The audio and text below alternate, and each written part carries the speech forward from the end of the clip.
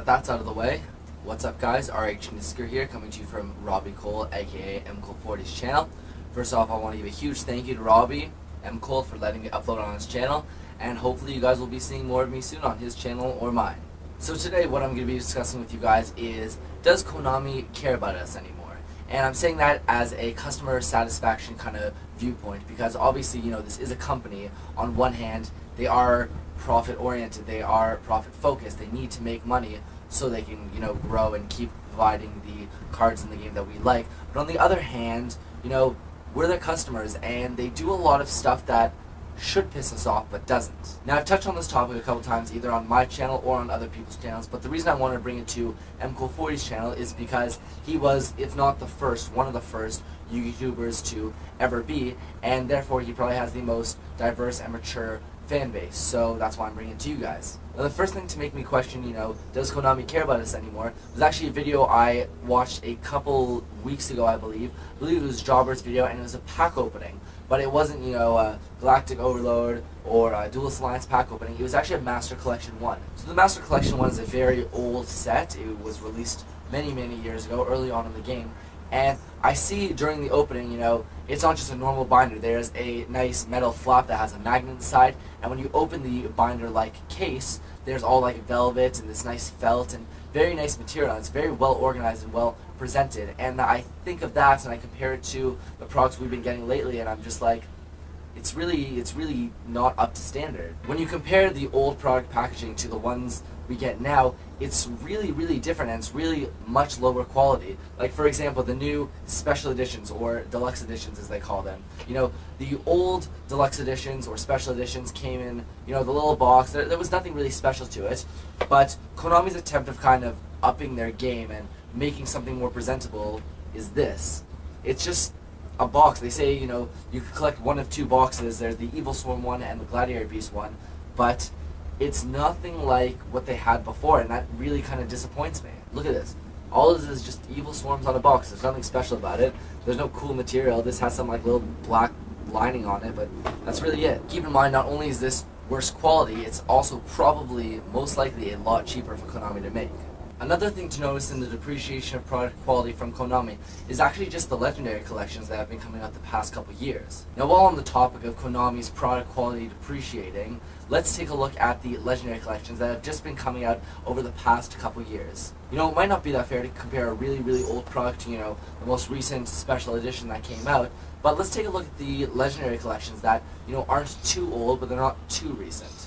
The first legendary collection came in a pretty nice binder. You know, it wasn't amazing, but it was a nice kind of shiny foil binder. It had a nice design on the front, and when you opened it up, it was, you know, a full binder with binder rings and everything, and it was pretty nicely displayed. It was in little like plastic cases, which was whatever. But you know, at least Konami was giving us something. They were giving us a binder for the more budget players, for the more casual players, for the newer players who just want to get into the game. They had 6 packs and a binder. There you go, you can start your own binders. So that was really good of them. But then in Legendary Collections 2, 3, and 4, it quickly turned from, you know, a whole big, nice, presentable binder to just a square box. And sure, there's a mat in it, but it's not even the nice kind of felt mat that we get in the Battle Pack Special Editions or from the sneak peeks. And the packs are just kind of stuffed on top. It's not really presented as well as the other Legendary Collection, which aren't too far apart. They're not like the first Legendary Collection was really old and now we have, you know, these brand new ones. It's just a couple years apart. The second thing that makes me think that Konami really doesn't care is the ban list. Now, don't get me wrong, I respect Konami so much for the ban list because I think it's one of the smartest business ideas ever. You know, you ban the old stuff that people have already bought and then release new stuff that they have to buy to stay competitive, and it just keeps going and going and going. And, you know, it's a really great business plan. That being said, is it just a business plan? You know, we always think that, or always thought, that the ban list was to balance the game. You know, when something's really broken, the ban list hits it, and it's just like, oh, look, they balanced the game. But what happens after? Once Konami hits the old, really broken stuff, they release new, even more broken stuff. And it's just like, we consider that balanced for some reason, just because they banned the old, really broken stuff, but they brought in new, really broken stuff. So how is that really balancing the game? This is why I feel that the ban list is really just purely for profit. But the weird part is, Konami does all these awful things and doesn't really treat us properly, but we accept it, we just kind of take it. The final point I'm trying to make is, we all know that Yu-Gi-Oh! Is a really hard game to quit. I'm sure we've all had that friend. I've been that guy sometimes, where I'm just like, yeah, I'm gonna quit, or I need to take a break, or, this game's costing me too much money, blah, blah, blah. And, we're back in the next couple of weeks, or our friend is back in the next couple of weeks. They're just like, yep, couldn't quit. Happens. So is Konami taking advantage of the fact that they feel that they can do whatever they want, and they know we can't quit because this is such an addictive game? Yu-Gi-Oh! Players, as I'm sure you guys know, have no problem voicing their opinion, and when we do, we're very, very loud about it, and a lot of times we agree. Like when Dragon Rulers came out, a lot of people weren't happy about it. Sure, there were obviously some people who were happy about it, but a lot of people, like the more casual players who can't afford this really, really expensive deck, weren't too happy about it.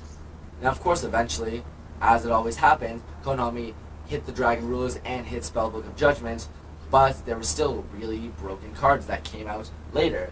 Geargiz became really broken later and becomes the best deck. Soul Charge came out and it's a stupid broken card, but they banned Monster Reborn to, balance the game. But then Soul Charge comes out. So that helps them sell a new product, and nobody's buying anything with Monster Reborn anymore. So you kind of see where I'm getting at here? To sum everything up, I don't really think Konami cares about us anymore. And we kind of allow them to step all over us because it's a very addictive game, and they've kind of tricked us into thinking that they care about us when they really don't. If they wanted the game to be balanced with the ban list, then they wouldn't release new broken stuff. They would keep everything balanced. They would release balanced cards, not Soul Charge. So the two questions I'm going to leave you guys with today are, 1, do you think Konami has actually stopped caring about us, and why do you think that? And second, do you think it's right for them to be taking advantage, or potentially taking advantage, of the fact that their game is so addictive and so hard to quit? Thank you guys for tuning in to MCool40's channel and to my video. I hope to see you guys very soon on Robbie's channel and my own. Take care, guys, and I'll see you guys later.